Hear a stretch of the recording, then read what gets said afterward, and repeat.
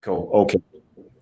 Hello, everybody. Welcome to another PropTech Ramble. I'm Michael Grant. A warm welcome to those watching on Unisu and YouTube. Today's topic is what the future holds for global occupiers.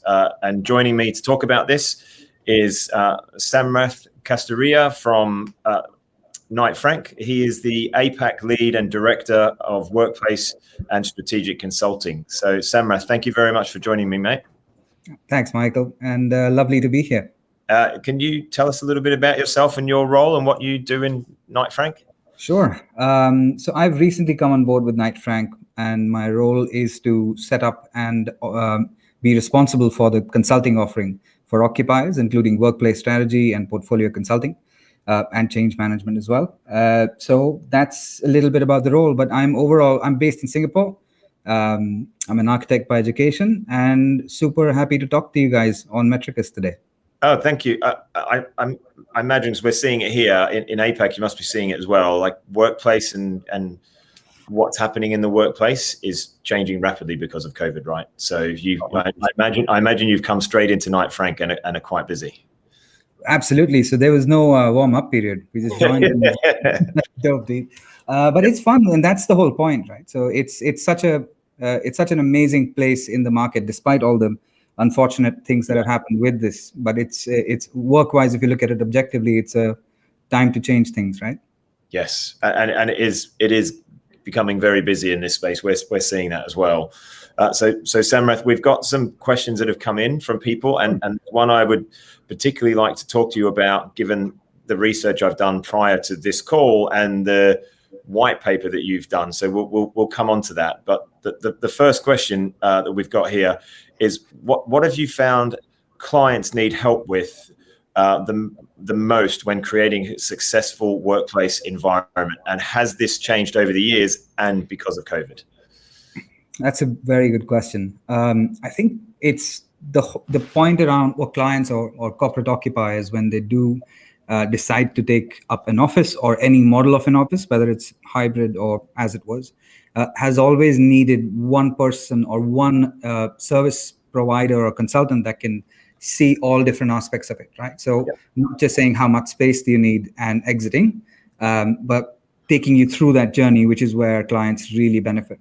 But in terms of what clients actually need specifically, I think it's data.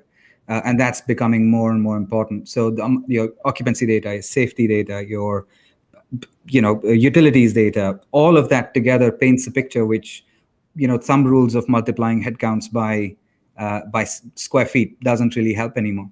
So because of COVID, I don't think the need has increased, but its perceived value has been proven a lot better. So clients are going after it a bit more. Yeah, and we're seeing that. We work with some workplace, a very, very small, nothing the size of Knight Frank over here, workplace consultants, and they've never been busier. Every cloud has a silver lining and all that. And like you said, COVID is an unfortunate situation, but it has allowed people to rethink and think differently because of the pandemic. So a good stake in the ground. Now, the big one I wanted to talk to you about, and this was going to come later, but I'm going to ask it now.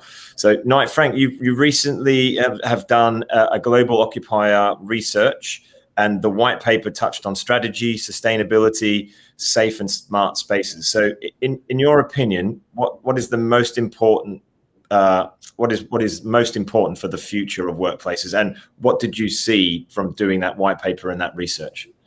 In all honesty, that was done globally with us with research. So it's not just one person, but it was led by our global head of research, Dr. Lee Elliott, based in the UK. But we were able to get nearly 400 occupiers to talk to us over a survey around these themes. So that's where these 4 S's that you mentioned comes from.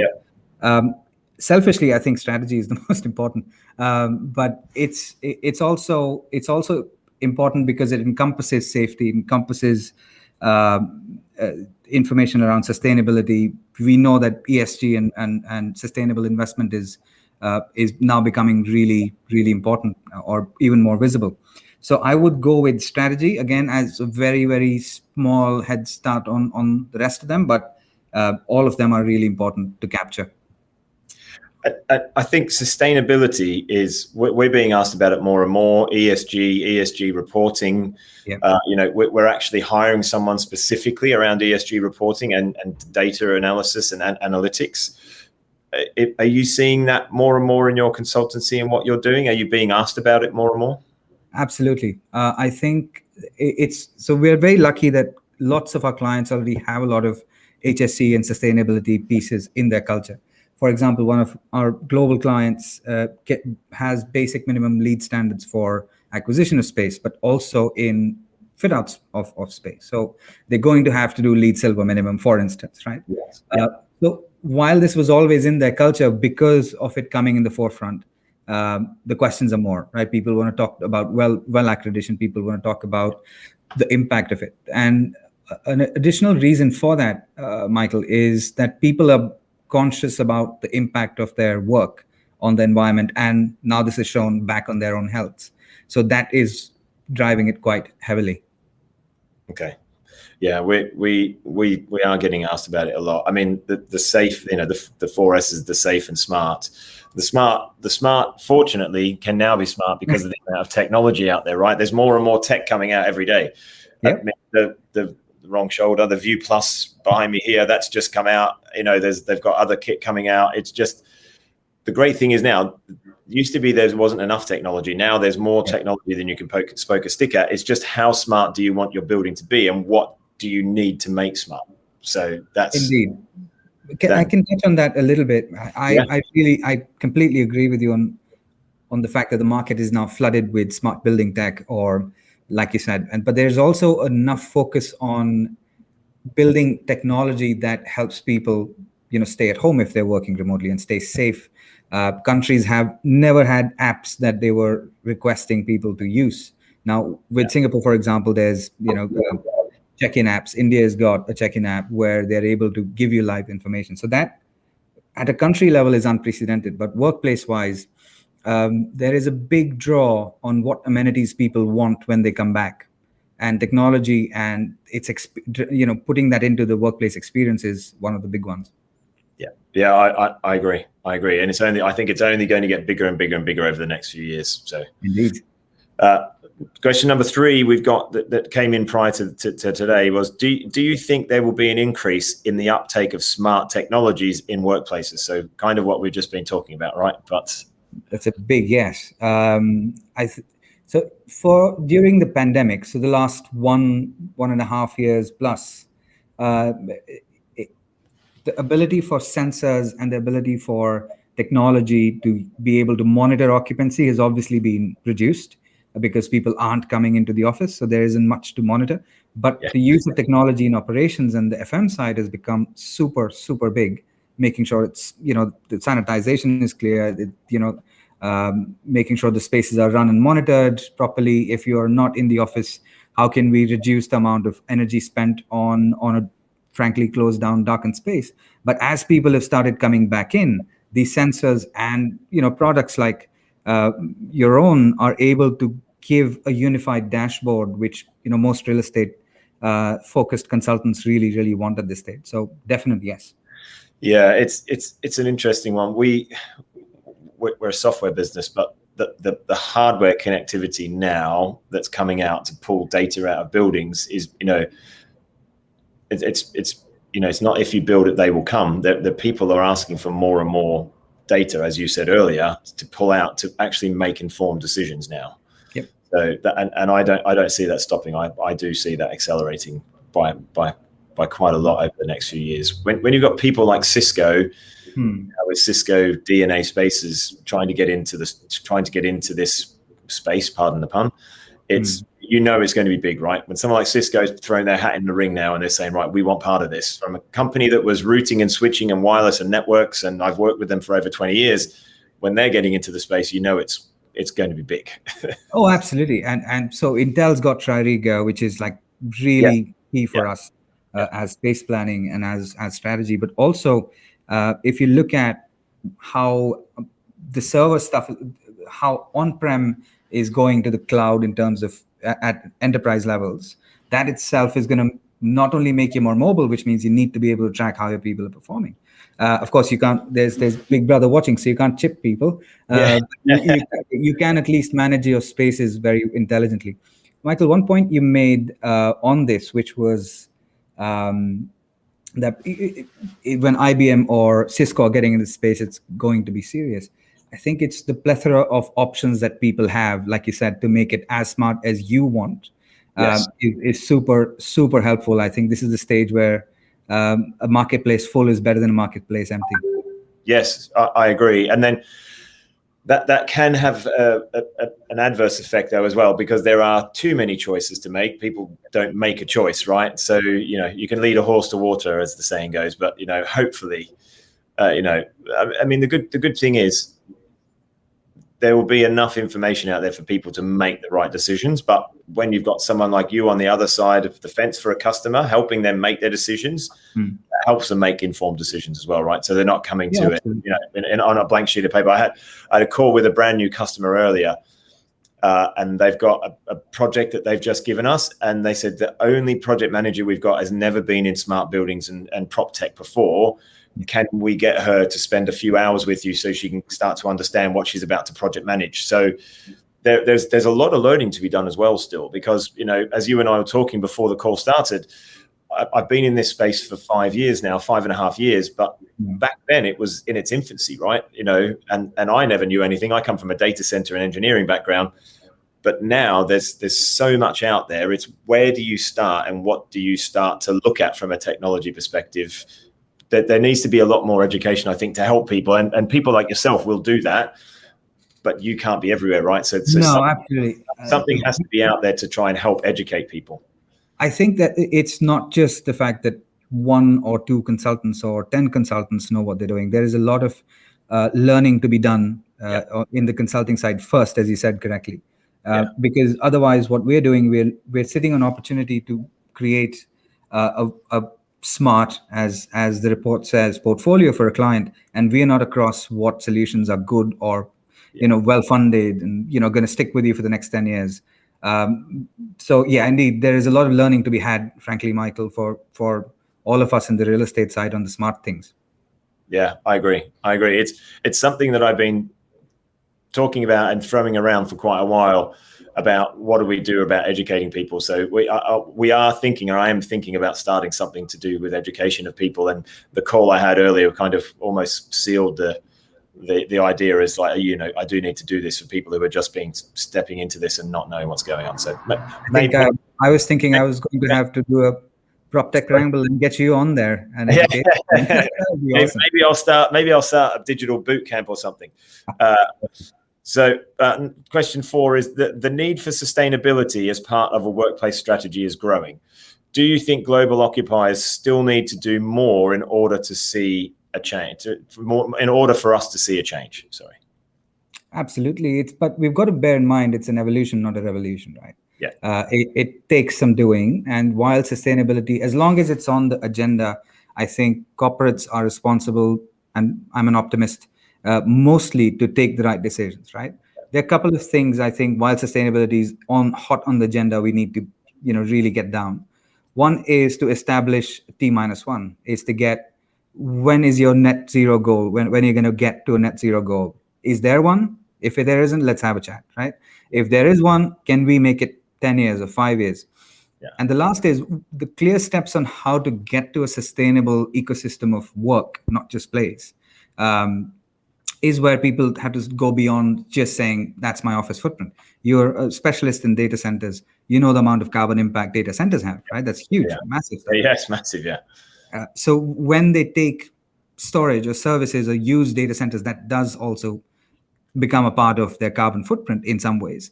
So yes. I think thinking it through is important. I'm no doubt we'll get there, but it's going to take some time and really good thinking required. But we're glad there are lots of smart people in this space. Yeah, it is. You're right. It is an evolution, not a revolution, and it is going to take quite a bit of time, because overnight someone was telling me earlier on another call that to reach the net zero carbon emissions that some countries have committed to, they'll be needing to convert 90,000 square foot of real estate a month to net zero. Now that sounds almost impossible for me to. That might make us all very, very, very well funded, but it's a very, very hard thing to do, right? So but Michael, not droning on, but quickly on this, I do think that there is, as long as sustainability stays on the agenda, that's the biggest first step. I remember once I finished architecture, I had an option to become a LEED accredited professional. At that time, which is a while ago now, it was very hard to sell sustainable buildings in the country I was at the time, right? Because the cost of building a non-LEED AP building versus building one that was extraordinarily different. Yeah. Today, that delta is that gap is a lot lesser. Yes. As long as we keep harping on, we keep talking about it, it's going to get there. Yeah, I agree, and I don't think there is no going backwards anymore. So absolutely, it will happen. Over the next 5 years, what do you think will be the biggest challenge for global occupiers and their workspaces or workplaces? Wow. Okay. I think it's going to be culture, organizational culture, to be specific. So a lot of what we've done as workplace designers, consultants, strategists, brokers, project managers all together is to attach the workplace with organizational cultures, right? So we hear the usual examples of, we're going to build a workplace like Google, right? Because that's one of the first movers in activity-based or flexible spaces. I think with what the pandemic has done, it has proven that you can still sustain some level of flexibility or working outside of a traditional workspace and still stay productive. The question is twofold. One is, can you sustain that? B, the cohesion of the organization that we're so used to, how do you keep that on, right? And that's where I think the biggest challenge is. Bear in mind, we're all either selling or managing teams or managing businesses, and we've learned all that before 2019, right? With somebody in front of us, handshakes, and all those things really make a lot of difference. Now we're sitting across a screen, and I personally feel a lot of people struggle with that, with getting the same level of speed in getting things done. The other is obviously the biggest challenge is more HR, less workplace. And that is onboarding new people who don't have the fresh blood who are entering the workforce. So overall, without the place and whatever we all have attached to that place or being certain new modulation, how can we keep the organization cohesive would be the big one. Yeah, I'd agree with that. And culture is the biggest thing. And again, COVID has forced a change. People don't want to be in the office 5 days a week, but they don't want to be at home every day. And when they come into the office, they want things to be slightly different to the way it was before. And I think everyone's learning on the fly. I run a working group for people who are customers and who aren't. There's a lot of big companies on there, and they're still trying to figure it out, right? What is the right thing to do? I think people are going to have to fast fail things. If you don't take a risk and you don't try, then you won't know. But communication is key. You hit the nail on the head, Michael. Absolutely. It's fail fast, right? One of the things we were discussing recently with our research guys was, there is no one solution that's going to fit even one company at this stage, right? That solution depends on how the pandemic finishes up. It's getting there, I understand, but it's still not over, right? So solutions and companies can't sit on that decision for very long. So it's failing fast, but not being afraid to try new things and make sure technology is at the base of it. You can collect a lot of data while doing it, have solutions like yourselves giving you a true picture of what's, whether your ideas actually worked or didn't work is, I think, super critical. Yeah.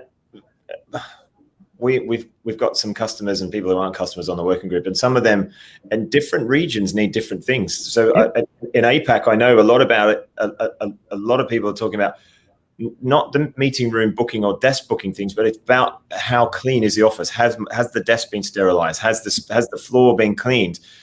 That's a lot bigger in APAC than it is in the UK and in Europe. And in the US, it's about safety. US is about, are we over occupying? Are there too many people in that space? So if you're a global company, you've got to think of all the different component parts. In APAC, it's about hygiene and cleanliness. In the UK, it's kind of a mix of both, but it's more about occupancy and capacity. And actually, I tell like UK, actually what is coming up is indoor air quality. Yeah. You know, how good is the indoor air quality? Because of COVID, and I've said this on previous rambles, so apologies for those who've heard that and hearing me repeat it, everyone's become an indoor air quality expert overnight. No one knew what air quality was before COVID. Yeah. So that's a big piece. And big companies need to pull all of their teams together to get the voice of everyone. You know, unfortunately, you can't please all of the people all the time, right? That's just saying. My first boss as an apprentice electrician, that's the first thing he said to me is, Mick, don't try and please everyone all the time, or else you're going to piss someone off at some point. So I try and make that not my wife. But that is key. But like you say, you people have to try things. They can't do what people have done during COVID, and we've seen this on the other side, is do nothing. Or we're going back to the office. We need everything put in immediately.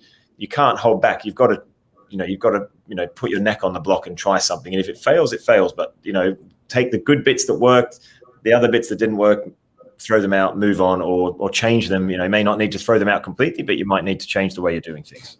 Absolutely, Michael. And on that, around the trying phase, I think APAC, basically, of course, various countries within Asia Pacific are very different ball games. So what works for India in Mumbai doesn't work for India in Bangalore, doesn't work for Singapore, or does work for Singapore. So of course, the variation within this region is slightly different, and I can only talk knowledgeably about this region at this point.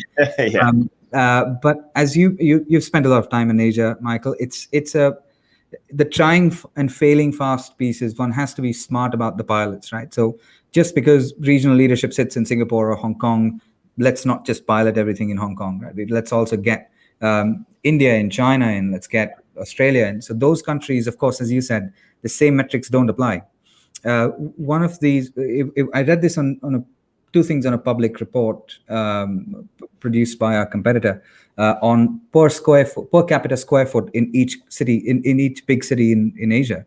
And the difference is massive, right? So Hong Kong and Mumbai, very different stories to Melbourne and Sydney, right? Yeah. So Yes. those make a decision on, do I want to go back to the office or not, right? And that obviously drives a lot of these pilots and so on and so forth. Yeah, it's a great space to be in. As I said before, I only came into it 5.5 years ago. You've been in it from a long time, from being an architect to then, as you said, once you're in buildings, you put a lot of time in, you studied a lot. It's a great space to be in. I think the next 3 to 5 years are very exciting times. Absolutely.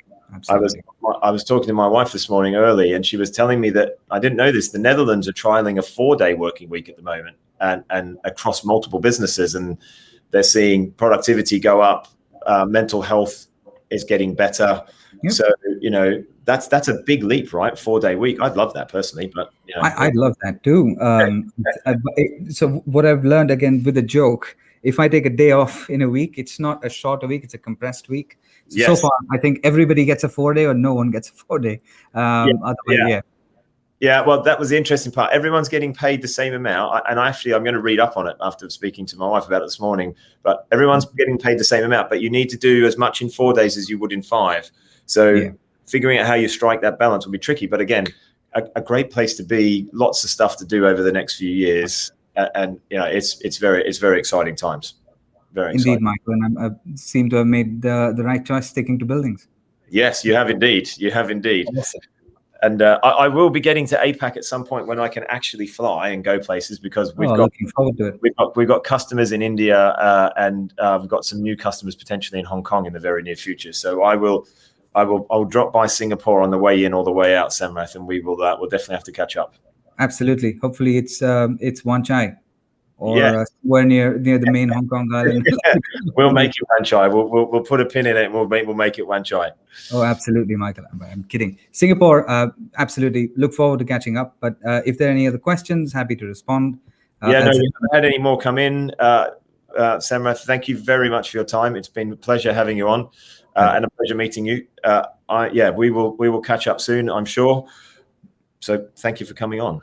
You're very welcome, and thanks for having me. No problem. We've got our final episode before summer holidays, although I'm not sure where I'm going because I can't really leave the UK, but I'm going somewhere.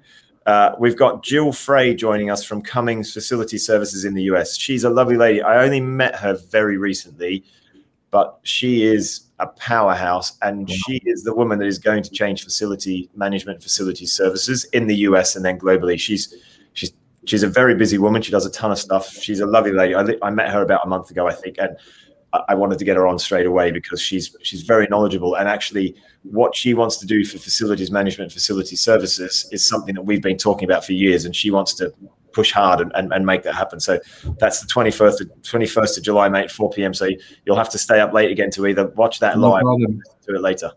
I would love to. Perfect. Awesome. Samarth, thank you very much again, mate. Pleasure having you on. Thanks for your time. Michael. Lovely chat. Thanks all. Bye-bye.